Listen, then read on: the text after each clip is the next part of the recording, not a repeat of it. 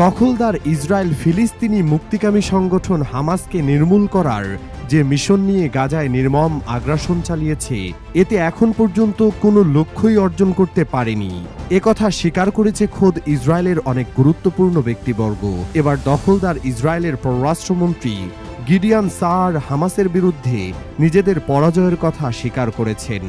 Israeli TV channel 12কে দেওয়া এক সাক্ষাৎকারে তিনি জোর দিয়ে বলেছেন, বেশ কয়েক মাস পার হওয়ার পরও আমরা একজন বন্দীকে জীবিত মুক্ত করে আনতে পারিনি। সরকার হিসেবে আমাদের অনেক দায়িত্ব রয়েছে।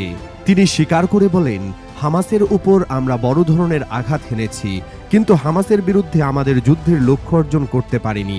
এছাড়া দখলদার ইসরায়েলের বিশ্লেষকদের অনেকেই গাজা যুদ্ধে তাদের লক্ষ্য অর্জনের ব্যর্থতার কথা স্বীকার করেছেন। গত বুধবার হামাস এবং ইহুদিবাদী ইসরায়েলের মধ্যে যুদ্ধবিরতি চুক্তি হয়। রবিবার থেকে এই চুক্তি বাস্তবায়নের কথা রয়েছে। চুক্তি অনুযায়ী প্রথম ধাপে হামাস ইসরায়েলের ৩৩ জন বন্দীকে মুক্তি দেবে। অন্যদিকে প্রথম ধাপে ইসরায়েলের কারাগারে আটক সহস্রাধিক ফিলিস্তিনিকে মুক্তি দেওয়া হতে পারে। মার্কিন যুক্তরাষ্ট্র সহ পশ্চিমা দেশগুলোর সহায়তায় গত বছরের ৭ অক্টোবর গাজা উপত্যকার বিরুদ্ধে এক ধ্বংসাত্মক যুদ্ধ শুরু করে। এর ফলে ৪৬,০০০-এর বেশি ফিলিস্তিনি শহীদ হন, যাদের বেশিরভাগই নারী ও শিশু। এ হামলায় কমপক্ষে ১ লাখ ফিলিস্তিনি আহত হয়েছে।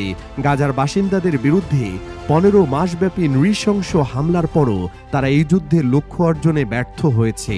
তাদের ঘোষিত লক্ষ্য ছিল ফিলিস্তিনের প্রতিরোধ সংগ্রামকে ধ্বংস করা এবং গাজা উপত্যকা থেকে ইসরায়েলি বন্দীদের ফিরিয়ে আনা, কিন্তু কোনো লক্ষ্যই তারা পূরণ করতে পারেনি।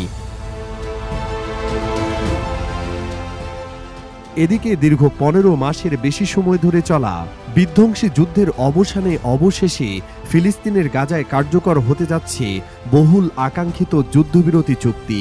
ফলে স্বস্তির আশায় প্রহর গুনছেন ফিলিস্তিনিরা। তবে গাজায় এই যুদ্ধবিরতিকে অস্থায়ী বলে দাবি করেছেন ইসরায়েলের যুদ্ধবাজ প্রধানমন্ত্রী নেতানিয়াহু। তিনি আরও দাবি করেছেন, প্রয়োজনে যুদ্ধ পুনরায় শুরু করার পূর্ণ অধিকার দেওয়া হয়েছে ইসরায়েলকে।